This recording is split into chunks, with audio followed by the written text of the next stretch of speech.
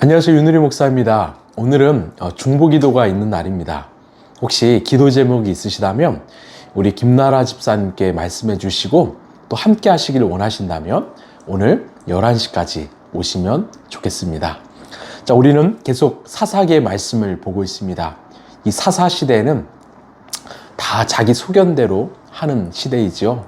어떤 영적 암흑의 시대입니다. 자, 우리가 읽을 분량은 사사기 9장에서 10장입니다. 이 9장은 이 아비멜렉의 야망과 종말입니다. 그리고 10장은 이 돌라, 야일, 이 사사죠. 그리고 이스라엘의 회개의 장입니다.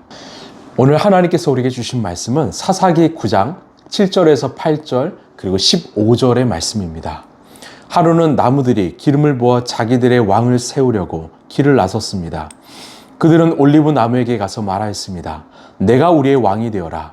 그러나 올리브 나무는 그들에게 대답하였습니다. 내가 어찌 하나님과 사람을 영화롭게 하는 이 풍성한 기름 내는 일을 그만두고 가서 다른 나무들 위에서 날뛰겠느냐. 그러자 가시나무가 그들에게 말하였습니다. 너희가 정말로 나에게 기름을 부어 너희의 왕으로 삼으려느냐. 그렇다면 와서 나의 그늘 아래로 피하여 숨어라. 그렇게 하지 않으면 이 가시덤불에서 불이 품어 나와서 레바논의 백향목을 살라버릴 것이다. 아멘.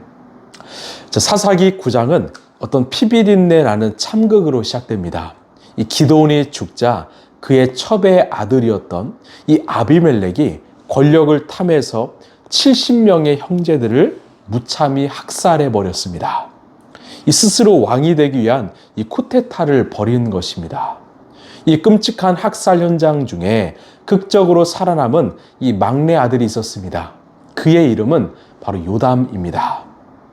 요담은 세겜 사람들이 아비멜렉을 왕으로 추대하며 잔치를 벌이고 있을 때 이 그리심산 꼭대기에 올라가서 목숨을 걸고 한편의 우화를 외칩니다.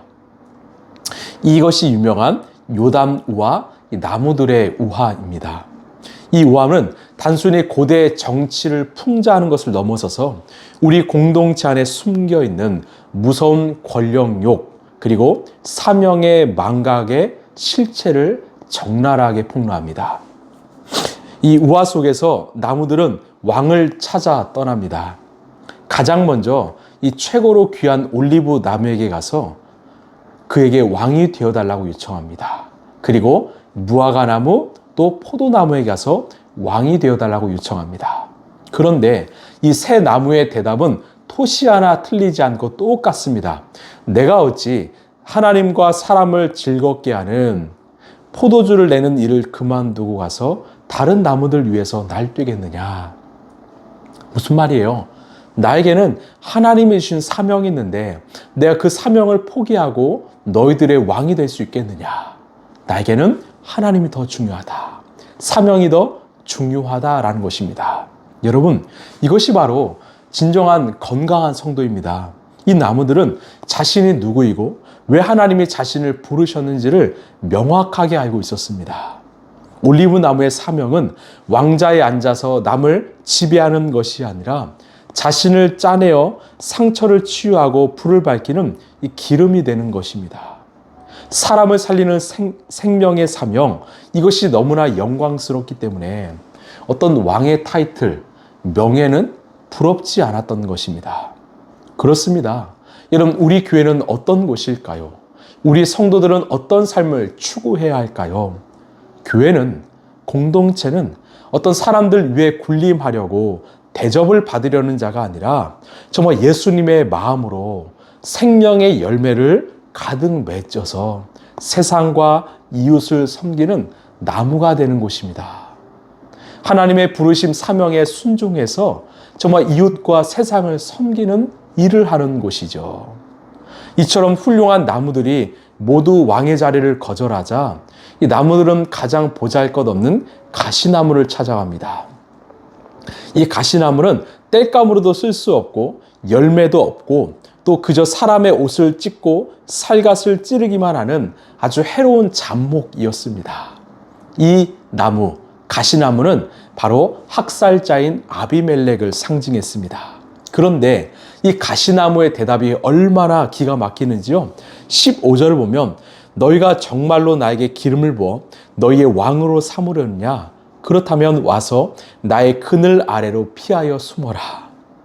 가시나무에게 잎사귀가 있습니까? 이 나무는 그늘을 만들 수 없습니다.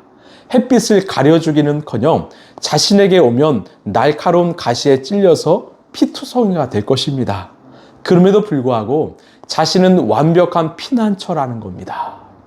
자신이 보호자가 될 수 있다는 것입니다. 게다가 자신에게 복종하지 않으면 15절 하반절에 이 가시덤불에서 불이 품어 나와서 레바논의 백향목을 살라버릴 것이다. 협박하지요. 자기 안에 열매가 없으니까 남을 위협함으로 권력을 쥐려고 거짓을 말하는 것입니다. 결국 이 가시나무와 같은 아비멜렉의 통치는 어떻게 끝이 날까요? 요담의 예언대로 아비멜렉과 세겜 사람들은요, 서로 싸우면서 결국 공멸하고 말았습니다. 이 아비멜렉은 여인이 던진 이 맷돌에 머리가 깨져서 비참하게 죽고 말았습니다. 오늘 이 이야기는요, 그저 나쁜 독재자가 정말 멸망한다, 이런 이야기가 아닙니다.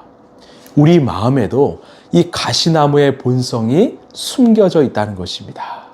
내 안에 예수님의 사랑이 없고 예수의 열매가 없다면 우리는 자꾸만 자신을 증명하려 포장하려 할 것입니다.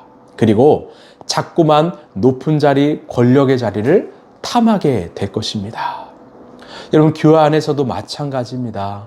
정말 예수님의 사랑으로 오히려 겸손하고 낮아져야 하는데 그 사랑이 채워지지 않아 남들보다 높아지려 하고 또 남들에게 가시를 내미는 그런 욕심의 성도들이 만들어질 수 있다는 것입니다. 그때 우리의 삶은요, 나도 죽지만 내 곁에 있는 영혼을 죽이는 가시나무가 될 수 있는 것입니다. 말씀을 마무리합니다. 여러분, 우리는 어떠합니까? 우리의 삶은 이 올리브 나무입니까? 아니면 가시나무입니까? 사람을 살리고 기쁘게 하는 포도나무입니까? 아니면 해하는 가시나무입니까? 여러분, 예수님을 바라보시길 바랍니다. 예수님은 이 만왕의 왕이셨지만 결국 높은 곳에서 사람들을 군림하지 않으셨습니다. 가장 낮은 자리에서 오히려 죄악된 가시나무를 머리에 쓰시고 십자가에서 당신의 온몸을 쥐어짜 이 보혈의 피를 흘려주셨습니다. 그 보혈로 우리가 생명을 얻었지요. 십자가의 은혜를 아는 사람은 결코 가시를 세우지 않습니다. 내 마음에 숨겨져 있는 이 권력욕, 허영심, 어떤 통제하고 싶은 어떤 욕망을 여러분 오늘 십자가의 은혜로 이런 불태우시길 바랍니다. 그리고 묵묵히 나의 자리를 지키며 누군가의 상처를 싸매어주는, 그래서 그들을 살리는 생명의 기름을, 생명의 보혈을 흘려보내는 저 여러분 되길 간절히 소망합니다. 기도하겠습니다. 하나님, 감사합니다. 우리의 인생이 가시나무가 되지 않길 원합니다. 나의 가시로 누군가를 찌르고 해하는 것이 아니라 올리브 나무처럼 자신의 몸으로 짠 그 기름으로 사람의 상처를 싸매어주는, 좀 회복시키는 하나님의 귀한 나무들 되게 하여 주옵소서. 내 안에 예수님의 사랑이 필요합니다. 예수님의 마음이 필요합니다. 주께서 우리의 삶을 귀하게 사용하여 주시옵소서. 나의 자아, 욕망, 예수 안에서 무너지게 하여 주시옵소서. 사랑이 많으신 예수님 이름으로 기도합나이다. 아멘. 여러분, 가시나무는 결코 그늘을 만들 수 없습니다. 사람을 살릴 수 없지요.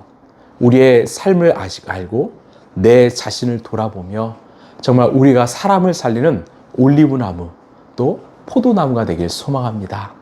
예수님의 사랑 안에서, 은혜 안에서 마음껏 자라나고 그 사랑과 은혜를 흘려보내는 저 여러분 되길 간절히 소망합니다. 오늘도 살리십시오. 감사합니다.